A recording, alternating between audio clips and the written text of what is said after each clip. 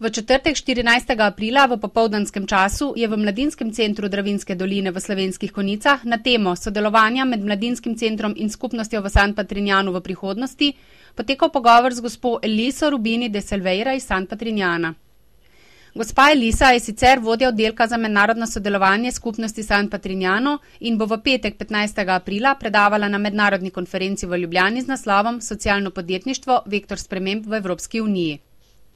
V organizacijskem odboru konference sta tudi poslanec v državnem zboru Tadej Slapnik, ki je gospo Eliso tudi povabil v Slovenske Konjice, in magistra Zdenka Kovač.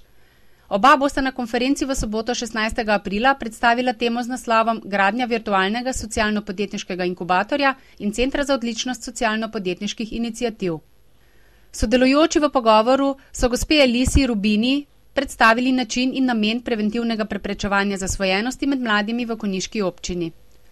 Italijanska skupnost San Patrignano je največji center v Evropi za rehabilitacijo posameznikov od odvisnosti drog.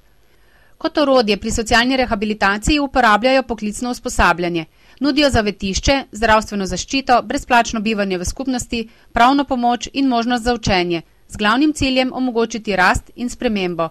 V San Patrignanu vidijo osebo s težavo z drogami kot unikatnega posameznika s potenciali in zmožnostmi, ki jih je potrebno ponovno odkriti in naučiti izražati. Finančna sredstva prejemajo preko aktivnosti iz državnih sredstev in od posameznikov ter drugih donacij. Delujejo že od leta 1978. Med mnogimi raznolikimi San Patrignanovimi produkti so tudi hrana in vino, grafični dizajn in vzreja konj. Pravzaprav, kaj veliko o zdravljenju odvisnosti v Sloveniji ne vem. Tisto, koliko mi je znano, pa je to, da dejansko nekih takih toliko razširjenih oziroma toliko obsežnih programov, kot je bil ta, ki smo ga danes videli, nimamo in bi bilo dobro se povezati z njimi. Seveda pa bi to zahtevalo zelo veliko učenja in pa strpnosti in pa zelo sposobnih ljudi, ki bi to počeli, ne.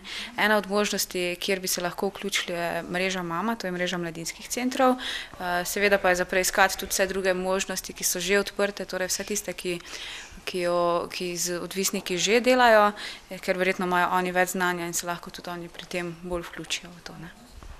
Actually, the purpose of coming was because of this social entrepreneurship conference, but since I've been in contact with some representative, I mean a delegation of Slovenian parliamentarian and civil society organization came to San Patrignano to visit our community and get to know our model. So once I came here for the conference, I want to make sure that I could go and visit firsthand some of their social project in Slovenia, so I was very much interested in getting to know what is done by especially this youth center where we are here now, and I found that they are doing an amazing work in reaching out youth and providing them with concrete possibility, not just for their youth period, but also for life. So San Patrignano is the world's big rehabilitation center. It's a drug-free rehabilitation center for ex-former drug users.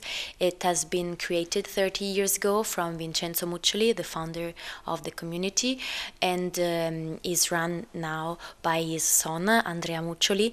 And the main focus is to get people rehabilitated from drug use by providing them training, schooling, education, because we really think that drugs are not the problem. There are many root causes that are behind drugs, and in San Patrignano we are not dealing with drugs. We are dealing with education, and we are promoting personal growth, and we are trying to get people back to their life, fully rehabilitating, and so that they can be really fruitful member of the society. This is what we are doing, and in parallel to this action we are doing also many outreach activities, especially with youth, so for prevention and promoting awareness and responsibility in order to make them drug-free in their life.